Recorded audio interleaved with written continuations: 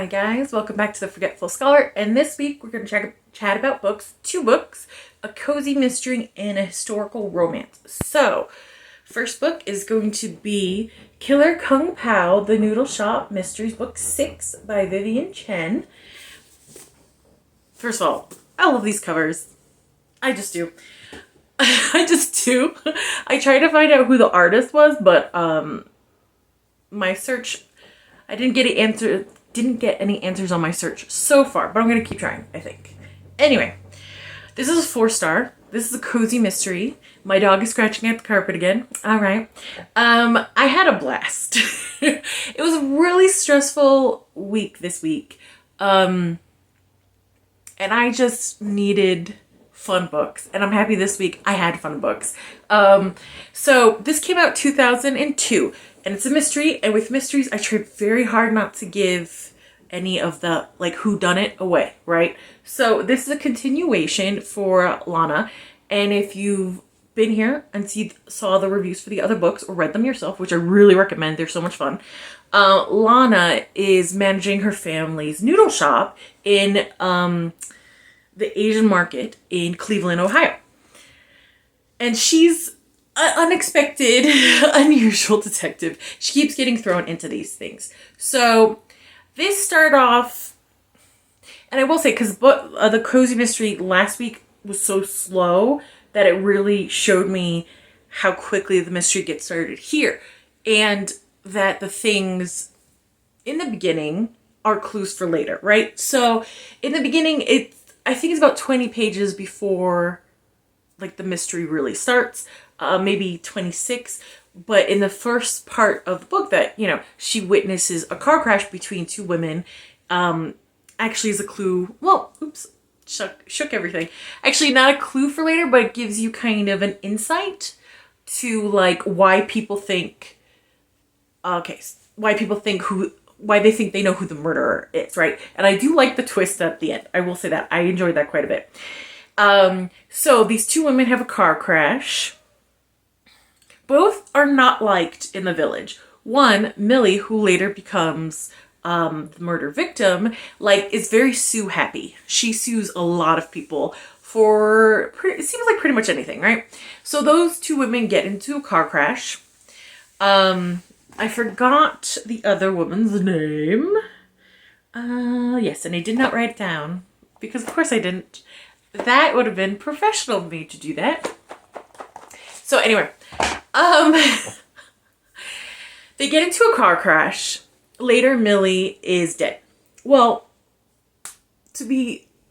she's killed in the hair salon where Lana happens to be in. And in true Lana fashion, she's like, I'm not getting involved until she gets involved. To be fair, she got pulled in from the woman that everyone assumes is the killer. Her sister begs Lana to help. And she kind of thinks well, when Peter, her childhood best friend, basically their mothers are best friends and they grew up together. She calls Peter's mom her aunt. Was accused of murder. She's like, no way, and she proved it, So she understands where the sister's coming from, so she tries to help. And Adam is her cop boyfriend, and I love that. I think it was book 5 where they had a confrontation about her getting involved in these, and now he's sort of she's gonna get involved in these. I'd rather her tell me where she's going, just so I know she's safe, things like that. So he's very supportive in that way. Their relationship is very cute. Her best friendship with Megan, who is her roommate and best friend, is very cute. The writing is fun, easy. There's a lot of humor in it, and some surprise humor in it. The twist was a lot of fun.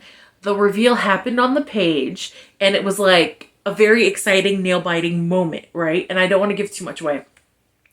But bitch be crazy. And I'm not talking about Lana. I'm talking about the person that killed Millie. Wow, there's a lot there. And during the confrontation, Lana makes a stupid mistake. And even she's like, oh, why did I make that mistake? Even the person that's the killer was like, why did you make that mistake? So I liked that it wasn't just Lana being a dummy. It was Lana made a mistake in the heat of the moment, and everyone kind of acknowledges it, including Lana, which I thought was fun. I love Lana's personality. She is so fun to like dive into and read. I don't find her boring or slow. There's no parts of her personality that I would say that. She feels age appropriate. Everyone around her feels age appropriate. Like it's like they are in their late 20s and they act like it, and it's great. And they're like terrified of 30, and I'm like, girl, I've been 30 for 30 has gone and passed for me, and it ain't bad. Okay, 30 is not a big deal. But like but in typical 28-year-old, they're like, oh god, 30 years old, oh no, I'm almost there. Which is, who hasn't done that, right? But I will say, in this book, towards close to the third act, there is one scene that has to be my favorite scene in a book so far. And it is just so absurd, but in a wonderful, funny way, right? So, okay, to not give anything away, I will be using alphabet letters for identity, right? Not to give anything away. So Lana is investigating, and she believes, out of a group of friends, letter, let's say C, is the culprit. No, let's say letter B is the culprit. So I can paint a picture. One of their friends, letter A, is worried that also letter B is the culprit, is the killer. So she secretly meets Lana in a public restroom, when they're dining. I think they're dining or something, public restroom, to like talk to her secretly, right? And she's like, and they're having this conversation about B being the killer, right? And like, oh no, you know, we have to, is it possible? Things like that. And all of a sudden you hear or read, really, I'm not the killer. And it's B standing there in the public restroom. And they're like, what are you doing here? She's like, I have to pee. What are you two doing here? How dare you think I'm the killer? It's obviously C is the killer, and I've been protecting her this whole time, right? So, and then C shows up like, I'm not the killer. I thought you were the killer, to B, and I was protecting you the whole time. It is the most absurd, in the best way, scene. Like, it reminded me of like Who's on First? Very slapsticky, well, maybe not something, but very clever humor, and it sent me. I laughed. It was great. It was absolutely perfect. And so far, that is like a scene that I adore. It's one of my favorites so far. It was just so silly, and the writing was so good that you couldn't be like, what is happening? And it's just, oh, it was perfect. So that was a 4-star. I loved it. I'm enjoying this Noodle Shop Mysteries. I want to continue it very much. And if you haven't checked out and you like cozy mysteries, you should check it out. It's a great series. So the next book would be the historical romance, and it is The Secret Diaries of Miss Cheever. I think this is the Berkstole? Yeah, the Berkstole book 1 by Julia Quinn. I've read What Happens in London, which is book 2 of this, and has to do with Miranda's best friend and the younger sister of the hero, Olivia. And that, I really enjoyed that book. I remember I enjoyed that very much. I remember the hero in that book being really focused on numbers and wearing silly hats because Olivia was spying on him just to confuse her. I remember I enjoyed that book. I think it was one of the first, close to the first Julia Quinn books I read, that I was like, okay, she's good. I'm enjoying myself. Now, this book came out like 2007, I think. So there'll probably be spoilers, because it was like so very long ago. Yeah, 2007. This is about 370 pages, and the cozy mystery was like 250. Okay, so 5 stars. I know, 5 stars. Oh, that's been a while, and not as a reread. A 5-star that's not a revisit. What? I know. It shook me too, in the best kind of way. So this has to do with Miranda and Turner. Now, Turner is Olivia and Winston's older brother. Olivia and Winston are twins. Olivia and Miranda have been childhood best friends. They live close together, and basically Miranda grew up there because her father, especially after her mother's death, her father's kind of very focused on his ancient Greek manuscripts and kind of ignores her. Like, I mean, Miranda doesn't seem bitter about it or anything. She adores her father. I guess she understands his focus. I don't know. But she basically is a part of Olivia's family. And she's had a crush on Turner since she was 11 or 12, 11, I think. And I will say that was a really cute scene. Like the scene where she like, I fell in love with him today. Like it was a very cute scene. I was like, oh, childhood crush. That's very cool. Very adorable. And the thing about this book, this is like the definition of getting in your own way for both of them. For both of them. They cause their own troubles. And I was just like, I was here for it the whole time. See, before in the past with Julia Quinn books, she tends to focus on her funny, rapport with her characters. They, sass back and forth. And sometimes those scenes have gone on way too long. So I'm like, okay, it was cute and funny for a page, but it's 5 pages and they're still like blah, blah, dialoguing back and forth, quips. And I'm like, the timing of your books, come on, the pace, let's go, right? So I will say that.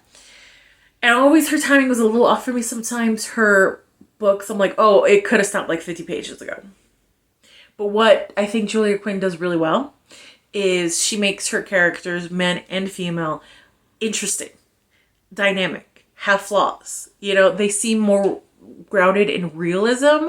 And I love the female friendships in this book. Like it's done so well and done so right. She really gets siblings. She understands close family. She understands friends that are your chosen family. And Olivia and Miranda's friendship, I adore. And it's not all perfect because Olivia, Miranda's best friend, well-meaning as she might be, she's kind of a spoiled brat. But not like in a horrible way. Like you don't hate her. She's trying to matchmake Miranda and her twin brother Winston. Meanwhile, Miranda's like in love with her older brother Turner. So she gets a bit pushy. Olivia, she gets a little pushy to the point where even Turner, who's trying his best not to lose his temper and not be drawn to Miranda, loses his temper with her. And I do love heroines that aren't like perfect and gorgeous in every single way. I like that Miranda isn't a classical beauty. I like that she's more interesting looking than, Olivia. And a lot of people call her ugly in the book. And Turner's like, you're all crazy. She's so compelling, so beautiful. You know what I mean? Now, Turner, he is a widow. His wife just died. Like, we're literally burying his wife when the book starts. But don't worry, she was a horrible bitch. Like, he hated her. It seems weird saying that, but in the book you get it. Like, she cheated on him constantly and apparently was pretty horrible and vindictive to him as well. So, I mean, we don't get her side of it. She's dead and everyone's like, oh, kind of good, and he refuses to mourn her, right? Obviously was very like abusive towards him in that relationship. So he's just like checks out, right? And there is a point in the story. I was like, oh, what's going to happen? Because there's still like a whole act left in this book and they already done the deed, Turner gets in his own way. So Miranda has a crush on him forever, right? And in the beginning, I was worried this was going to be a classic Julia Quinn heroine where the guy was an ass and barely does enough to apologize, and the woman's kind of like, oh, I forgive you, because she does that sometimes her women like, I know he would never hurt me, and I'm like, bitch, this is a stranger, you don't know him from Jack, he could hurt you. So it's like sometimes she kind of just cuts to takes a shortcut to those emotions and not having us read and experience those emotions with her characters. That was not the cause in this book. I was afraid she was going to be a doormat. She is not. And she even says that a sensible is not meek, and she has a temper that causes her problems later on too, right? Like I said, they get in their own way, right? So the first act and then most of act 2, they kind of have this yearning. Like she is, oh, I love yearning, right? And she's so in love with him, but she knows he would never want her because she's plain, she's ugly, and he kind of made it a point to like no, and kind of even kissed a recent widowed woman in front of her, although he didn't know that she was there, and he feels really guilty about it, even though that was his plan. You know, things like that. Like he's trying to make her not like him by being a complete asshat, right? So, okay, I get it. He's traumatized, right? His dead wife was horrible, and he's traumatized. He never wants to fall in love again because of his first wife. I get it. We get it. Okay, fine. And throughout the book, I knew this one thing, when it was going to be resolved. And I was correct. It's a classic romance book scene. So I wasn't, I will say, for Miranda being in the society she is in at the time, like if this was real life, she wouldn't be so focused on Turner loving her, but because it's a romance novel, I get it, So that irked me a little bit, but I'm like, nah, it's a romance novel, it's classic, right? So they have a night, and and he's like, well, I'm gonna do the gentlemanly thing, I'm gonna marry you, but I just need time to come to grips with it, And she's like, okay. She finds out she's pregnant. He, in a huge cowardly way, like just does not deal with it for like 2 months. He leaves for 2 months, doesn't contact her, nothing. And she's like, and I was like, please don't be a doormat. Please don't be a doormat. And thank goodness she's not. She's like, well, screw you. And she goes to Scotland with her grandparents and tells them the truth. And I will say there is a little bit of a trigger warning for early miscarriage. So she had it's not really on the page, and I think it's written very delicately to not trigger someone who had that traumatic experience, which I thought was really, well, I thought it was good, but this is coming from someone who doesn't have that trigger, so take that with a grain of salt, She has an early miscarriage. It happens like about 7 weeks into her pregnancy, so she tells her, you don't have to marry me because I lost the baby, so go away. Like, I like that she's being stubborn and telling him to get lost. I like that he has to work for her forgiveness, because really, he took her for granted, right? Because she's always been there. And if that's happened to you, that is a special kind of hurt, being taken for granted. It's a very specific, painful little wound that has a very hard time healing. Because it's horrible to realize that you're an afterthought to people that you love, So I was really like, oh, girl, oh, I get you. Yes, make him work for it. Yes. Thank you, Julia Quinn, for making him work for it. You know what I mean? So I appreciated that. And they're not perfect. And at one point she's like, you were supposed to be perfect, And I'm reading it, and as an adult, I'm like, yeah, this is a good commentary on like reality versus fiction, how sometimes you fall in love with the idea of a person and not the person. So I thought that was really well done. Of course, the book ends wonderfully, and I love it. I like that he's not perfect. I like that she's not perfect, because at one point I'm like, okay, her stubbornness she's in her own misery because of her stubbornness, right? Because she wants him to say, I love you, but he shows it in every single way. It's just he can't get the words out, probably because of his first marriage and how horrible it was. And he's even beating himself up. He's like, why can't I say it? It's just 3 words. I'm hurting her. I don't want to hurt her. And honestly, she gets into a really deep depression. And I was like, well, girl, you did that to yourself. Like, it sucks. You see that he's showing you in every way a man of that time would not show you how much he loves you. But okay, I get it. You're not perfect, and I'm here for it, because like there's nothing I hate more than like was it Mary Sue's? You know what I mean? I can't. And what's the guy equivalent of that? Do you guys know? Let me know, because I'm always like, I never really looked it up because it's not something that's in my head all the time. But what is like the equivalent, the male equivalent of that?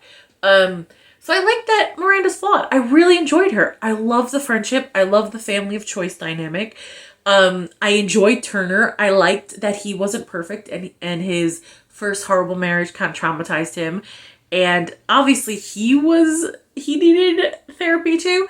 I liked that. I even liked that he kind of exercised avoidance for a few months because it wouldn't have made sense to me if he was just fine with it all of a sudden, when over and over again or hinted at how horrible his first wife was, right?